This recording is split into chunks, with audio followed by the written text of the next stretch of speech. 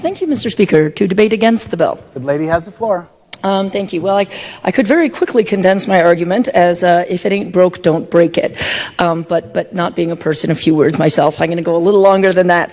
But this has been a body, OPE, under the supervision of JLOC, has been one of the most effective and valuable functions of Idaho government for about 30 years. Good lady. We're Yes? not talking about OPE. We're talking about JLAW. Actually, Mr. Speaker, I would beg to differ, and that's going to be my next point if I might get to it. Because if you look closely at the bill, it does actually two things. It does change the oversight of OPE from JLOC to Legislative Council, but it also, I think, does quite profoundly change the mission of OPE, because there is more to the bill. It doesn't just change oversight. It actually changes the mission. First of all, it changes, one of the sections here changes from state agencies to executive agencies, but it specifies that OPE going forward is to review all state contracts and all state agencies, which is actually a very different mission than what it has right now. So, Mr. Speaker, I would respectively say that it is actually well within the scope of the bill to discuss the function of OPE, since the bill rather dramatically changes the mandate and mission of OPE. Well, good lady, I don't think it changes the mission of OPE, and I'd like to keep it to the fact that we're doing away with JLOC and changing that to Legislative Council. But you can continue with your debate, good lady. Yes, Mr. Speaker, I would direct you to page 2 of the bill, lines 5 through 34. The text of the bill actually does contain, and folks are welcome to debate this, but I think I'm very well within the bounds, since a very large portion of the bill does substantively alter what OPE does. So, Mr. Speaker, if I might actually debate the content of the bill, I would appreciate being able to proceed. Good lady can proceed. Thank you, Mr. Speaker. So as I was saying, this bill does two things. First thing it does is end the Joint Legislative Oversight Committee, as noted. I am one of the co-chairs of that committee. I've served on it for several years, and so I know we have a lot of new people. The good lady gave a very brief overview, if I might just flesh out a little bit more of how JLOC operates right now. It has 8 members, 4 members of the House, 4 members of the Senate, 4 Democrats, 4 Republicans. It is actually the only place in state government right now where there is a perfect balance. And it has operated thus for about 30 years. It has been a great pleasure to work on it. It is one of the happiest, most collaborative and cooperative places you could ever find. I can't remember there ever having been a moment of dispute. Almost everything is resolved unanimously in that committee. But the way it works is any legislator can submit a request for an evaluation. So all of you under the current structure could come to us, or a group of you could come to us and say, hey, I really think you should look into this. And you can actually look into county structures. You can look at how anything in state government is functioning. Currently, it's not limited to executive agencies. You can send us a request for anything. We usually receive, maybe 10 to 12 requests, and the Joint Legislative Oversight Committee gives it very thoughtful consideration, and then we vote. OPE is pretty small. It has 8 employees. So they only have bandwidth to do, maybe 3 or 4 of these evaluations a year. So we vote and look at, how time-consuming is each of these things going to be, what is the need in state government to get this information, and we collaboratively vote on which of those studies we're going to pursue. And that's really all that JLOC does. It does not pass laws. It does not pass policy. It just receives these proposals. We meet a couple times a year, and we vote on which proposals OPE is to pursue. And we also appoint the head of OPE and, set their compensation, et cetera. So that's really all this body does. And it does so, if I might say so, magnificently. People have been so impressed at the thoroughness and accuracy of the reports that have come out of this process. I go to conferences at other states and people are amazed, and many times they want to set up something comparable in their states. So I think it would be really a sad loss for the state of Idaho to lose this. But we've heard this talk about, nothing to see here. We're just switching it from one committee to another committee. These are very, very different committees, folks. I serve on both of them. They are in no way interchangeable. And I don't think it in any way besmirches or impugns the honor of my wonderful friends across the aisle to say that there's a big difference between a neutral, nonpartisan committee versus a majority party-dominated committee. It's just different in terms of how it plays out, and it's different in terms of public perception. I get we're a Republican-controlled state. I was not born yesterday. Elections have consequences. Republicans are going to get their way on policy. Of course, as it should be. We live in a representative democracy. That's the way it's going to function. But I do believe there's something very fundamentally different about the oversight function, about the watchdog. And I think when it comes to that function, I do not think it's appropriate to have the dominant party completely controlling the oversight of its own policies. And if I might analogize, at the federal level, there's the Congressional Budget Office, which is the one that scores the data. It's, anyone brings a bill and they're the ones who say, oh, this is going to cost $1 trillion or $2 trillion or it'll save $1 trillion. It is considered the gold standard of data, and they are believed because they are totally nonpartisan. Nobody would believe them if Mitch McConnell could tell them what to do. Nobody would believe them if Nancy Pelosi could tell them what to do. There is a unique integrity and credibility to that process that comes from having neutral, nonpartisan oversight. And I think we would really lose a lot of that credibility by moving it from a neutral system to a partisan system. And again, I serve on legislative council as well. And it's a wonderful committee. It does great, important work.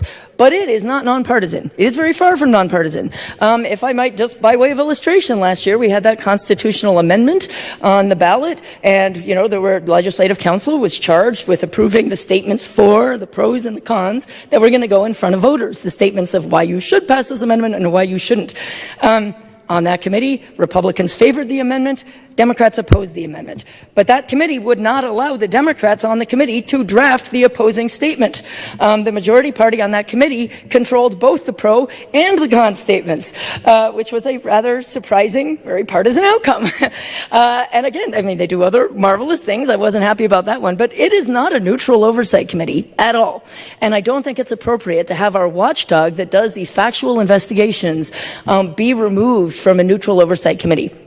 And I'm sorry, this is not a Democrat thing. If we had Republicans who had served on JLOC, I believe they would be here speaking up in favor of it as well. I've never known a person from either party who served on JLOC who didn't think it was a fantastic institution that should be preserved. And those reports, I don't remember there ever being a report that came through that wasn't proposed by a Republican.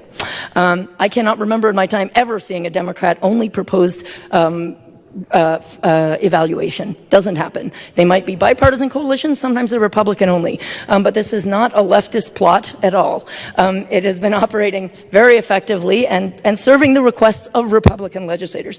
So in short, please leave bipartisan neutral oversight of this extremely important function in place. But I wanted to get to the other piece of it too, which is the alteration of OPE's mission. So if you look at that second part of the bill, I think this is actually a very radical and fundamental alteration of OPE's mission. As I said, they have 8 employees. They can't do a ton of things. Right now, they do about 3 to 4 deep dive studies a year. They're incredibly important. Last year, one of the studies showed that we had dire shortages in emergency medical services around the state. That only 18%, that if you fell off a ladder in some parts of the state or had a heart attack, you might be waiting for 3 hours for somebody to show up. Who knows what kind of equipment they would have? Who knows what kind of training they would have? That study galvanized a serious investment in improving emergency medical services around the state. We would never have had that study under this structure. First of all, it required looking into local capabilities, which you can't do under this bill. Secondly, this bill proposes a very 10,000-foot level. It says that OPE is supposed to review all of the contracts of every state agency and oversee them all. 8 people cannot do that. It would be a challenge for them to do it even from a 10,000-foot level, much less to do the kind of deep dive factual studies that they're doing right now. It just wouldn't happen unless there's a proposal and a trailer on here that I haven't seen to add 500 new employees to the Office of Performance Evaluation. It ain't happening. It is fundamentally transforming the agency from deep dive investigation and evaluation to a super, super high level overview. They don't even have enough people to look at the contracts, even that part. Couldn't happen with their current management, much less actually doing factual investigation. It would be completely impossible under this structural change. So many of the important things you may not know, I know many of you are new, but so many of the facts that drive our policy discussions come from these OPE discussions.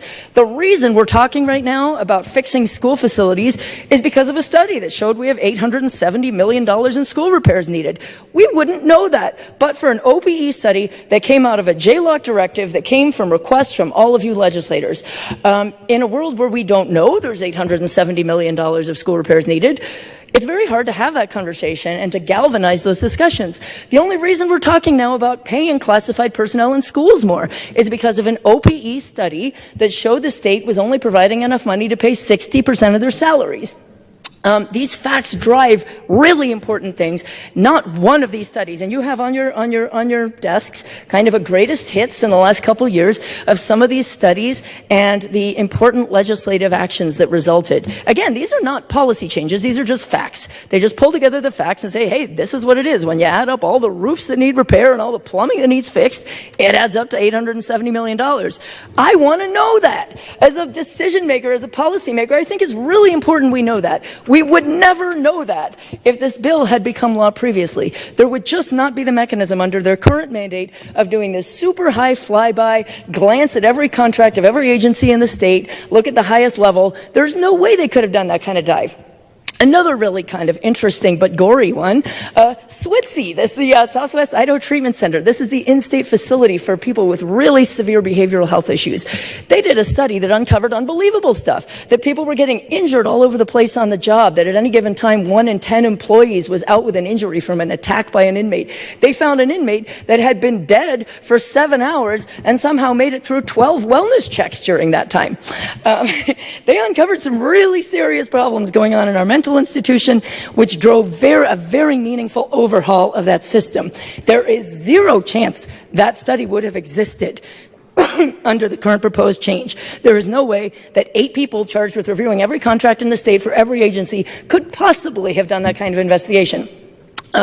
Folks, OPE, as it currently exists with its current management and with bipartisan neutral oversight, is a gem of this state. Please, please do not destroy it.